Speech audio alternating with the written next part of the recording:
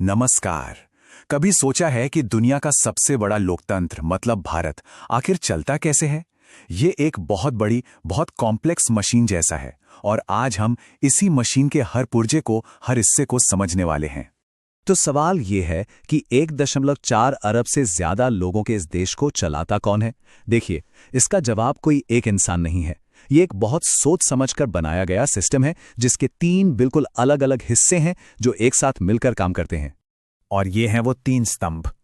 ये जो स्लाइड है ना, ये भारतीय शासन का पूरा ब्लूप्रिंट है जो सेपरेशन ऑफ पावर्स या शक्तियों के बंटवारे के सिद्धांत पर बना है। मतलब सरकार की जो ताकत है, यानी कानून बनाना, उसे लागू करना और फिर उसकी सही व्याख्या करना, उसे 3 अलग अलग हिस्सों में बांट दिया गया है। ऐसा इसलिए ताकि कोई भी एक हिस्सा हद से ज्यादा पावरफुल न हो जाए। तो चलिए शुरू करते हैं हमारे पहले स्तंभ से, विधायिका, यानी वो हिस्सा जो नियम कानून बनाता है। अब भारत की जो संसद है वो बाई कैमरल है, मतलब उसके 2 सदन हैं। एक है लोकसभा, जिसे हाउस ऑफ द पीपल भी कहते हैं, और दूसरा है राज्यसभा, यानी काउंसिल ऑफ स्टेट्स। ये दोनों सदन और राष्ट्रपति, ये तीनों मिलकर देश की सबसे बड़ी कानून बनाने वाली बॉडी बनाते हैं। तो एक बात साफ है कि विधायिका का काम सिर्फ कानून बनाना नहीं है, ये सरकार के कामकाज और उसके खर्चों पर भी नजर रखती है। एक तरह से ये सरकार पर लगाम कसने का, उसको जवाबदेह बनाने का काम करती है। ये लोकतंत्र में चेक्स एंड बैलेंसेस का एक बहुत ही जरूरी हिस्सा है। अच्छा, तो नियम कानून तो बन गए, पर इनको लागू कौन करेगा? जमीन पर एक्शन कौन लेगा? बस यहीं पर एंट्री होती है हमारे दूसरे स्तंभ की, कार्यपालिका। यहाँ पे ना भारत के पार्लियामेंट्री सिस्टम की एक बहुत खास बात दिखती है। देखिए, राष्ट्रपति देश के औपचारिक यानी सिंबॉलिक हेड हैं, लेकिन असल पावर, जो असली एग्जीक्यूटिव पावर है, वो प्रधानमंत्री के हाथ में होती है। वही अपनी कैबिनेट के साथ मिलकर सरकार को असल में चलाते हैं। और यहाँ एक और दिलचस्प चीज है, ये कलेक्टिव रिस्पॉन्सिबिलिटी का सिद्धांत। इसका सीधा सा मतलब ये है कि सरकार तभी तक पावर में रह सकती है जब तक उसे लोकसभा का भरोसा हासिल हो, मतलब जब तक जनता के चुने हुए नुमाइंदों का विश्वास उसके साथ है। लेकिन सोचिए, अगर कोई कानून साफ न हो या ऐसा लगे कि वो हमारे फंडामेंटल राइट्स के खिलाफ जा रहा है, तब क्या होगा? बस यहीं पर हमारे तीसरे और सबसे जरूरी स्तंभ, न्यायपालिका की भूमिका शुरू होती है। ये जो पूरा स्ट्रक्चर है, ये एक पिरामिड की तरह है। सबसे ऊपर सुप्रीम कोर्ट, फिर राज्यों में हाई कोर्ट्स और फिर डिस्ट्रिक्ट कोर्ट्स। इससे होता यह है कि अपील करने का एक साफ रास्ता मिलता है और कानून सब पर एक जैसा लागू होता है।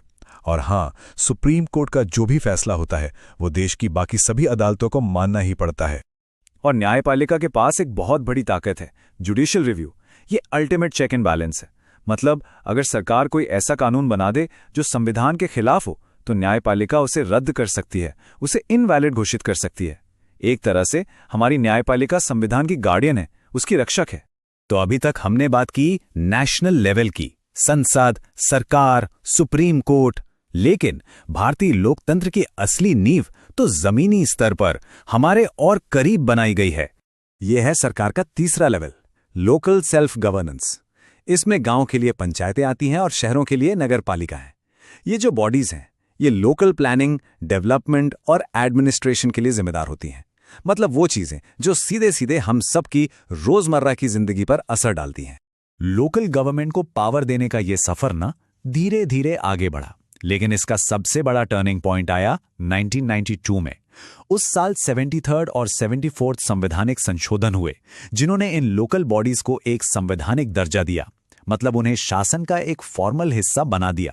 और ये जो ग्रास रूट लेवल पर डेमोक्रेसी का आइडिया है ना, ये महात्मा गांधी के ग्राम स्वराज के विजन का एक बहुत अहम हिस्सा था। उनका मानना था कि हर गांव अपने मामलों के लिए खुद जिम्मेदार हो।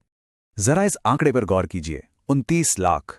2014 के डेटा के हिसाब से सिर्फ पंचायतों में ही 29 लाख से ज्यादा चुने हुए प्रतिनिधि थे।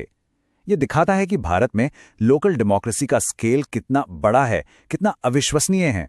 तो हमने देखा कि सरकार के अपने स्तंभ हैं, अपनी भूमिकाएं हैं, सब कुछ तय है। लेकिन इस पूरे सिस्टम में एक नागरिक की क्या भूमिका है? इस पूरी बनावट को समझना ही पहला कदम है, क्योंकि यह सिस्टम सिर्फ शासन करने के लिए नहीं बना है। इसे डिजाइन किया गया है ताकि देश के सबसे बड़े ऑफिस से लेकर गांव के स्तर तक हर किसी को ताकत मिले, हर कोई एम्पावर हो। और इसमें हर एक नागरिक की भागीदारी बहुत मायने रखती है।